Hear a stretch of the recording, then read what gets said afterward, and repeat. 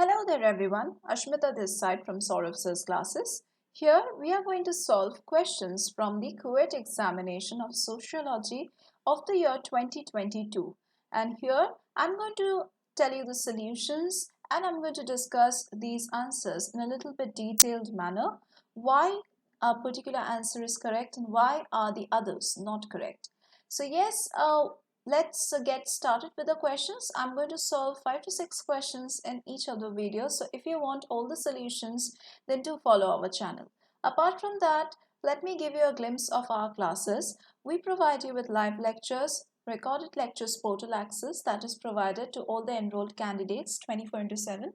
We provide you with doubt clearing sessions, one-to-one sessions, online offline sessions, and also study materials and mock test facilities. Study materials, you can also get it from Amazon and Flipkart of our classes directly, or you can contact us. All the contact details are given in the description box just below this video. You can check it. And to contact us, do text us in WhatsApp and we are going to revert back. Yes, so coming to the question that is there, cities play a key role in the economic system of the empires. Which of the following is not one of them? Okay, let's read the options given. Goods can be cheaply imported. Concrete expression of global capitalism. Link between the margins of colonized India and Britain. To maintain the traditional values. Now, the statement to maintain the traditional values, this one is actually not one of them. Okay, because it's not one of the roles that cities typically played in the economic system of the empires. So yes, cities in the context of empires often served as important economic hubs, and thus you can say facilitating the trade, connecting the different regions, and also contributing to different economic growths. But basically their primary role was not to maintain traditional values. So hence we are going out with this option. Instead, we can say they were often centers of economic and cultural exchange. Moving over to the next question. The next question that we have in front of us is the first society to undergo industrialization was.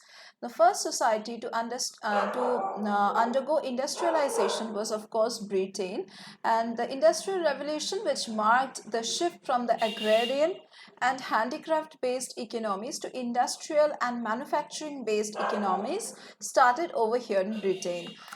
This began in Britain around the late 18th century, and then it spread to the other parts of the world, including Germany, then America.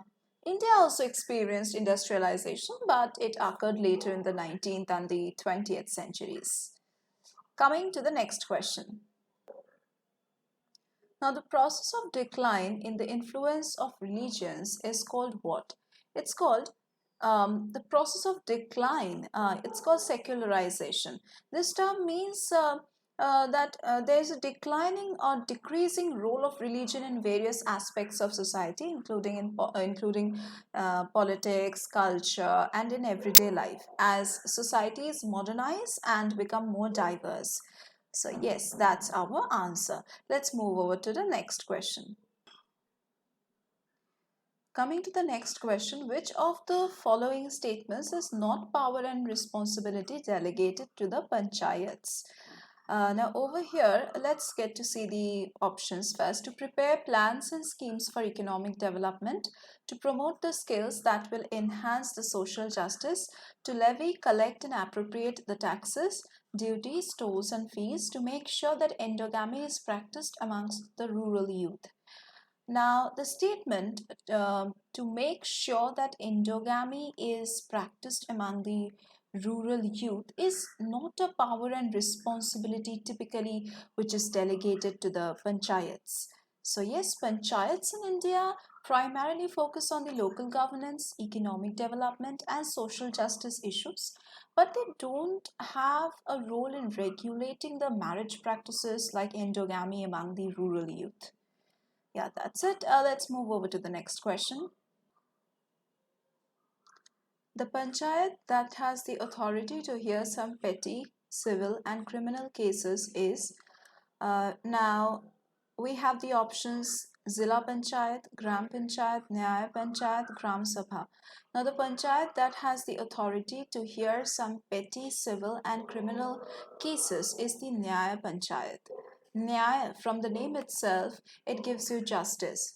So, yes, these are just the local judicial bodies at the Panchayat level in India, and they are primarily responsible for resolving the minor disputes and all the offenses in the rural areas only. Moving over to the next question. Now, which of the following is not a change due to Green Revolution? Let's go through the options first. Shift from payment in kind to payment in cash, increasing bonded labor, rise of rural elites, commercialization of agriculture. Now, the change that is increasing bonded labor, this one is not a direct result of Green Revolution. The Green Revolution in agriculture primarily aimed to increase the crop yields. That was the exact primary motive, first of all, and that was to be done through the adoption of high-yielding variety crops and using modern agricultural techniques and also using fertilizers and pesticides. Now, while there were various social and economic changes which were associated with the Green Revolution, the increase in bonded labor was not one of its intended outcomes.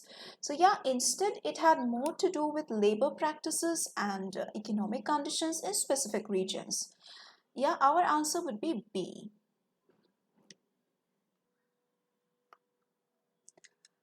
Commercialization of agriculture does not lead to what? That is our next question. Let's go through the options. Regional inequality, integration of rural to wider economy, development of rural infrastructure, increase in organic farming. So yes, commercialization of agriculture does not lead to increase in organic farming because um, commercialization typically involves what? It involves the production of livestock or it involves the production of crops or livestock for the sale in the market purpose, for sale, for profits. And often it relies on modern agricultural practices which may use certain synthetic fertilizers and other pesticides, which are definitely not organic in most of the cases.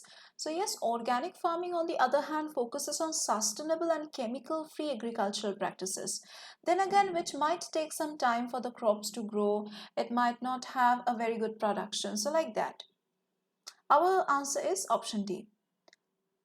Okay, so that was the discussion for today's class. If you want to discuss like this with me, then you can join our classes for live lectures, recorded lectures portal access that's available to the enrolled candidates 24/7. We provide you with doubt clearing sessions and also mock test facilities. Our study materials are available on Amazon and Flipkart also. Or if you want to buy it directly from our classes, then you can just check the description box below this video. You will get all the details regarding our classes. Thank you for being with me till the end of the class. Let's meet in the other classes.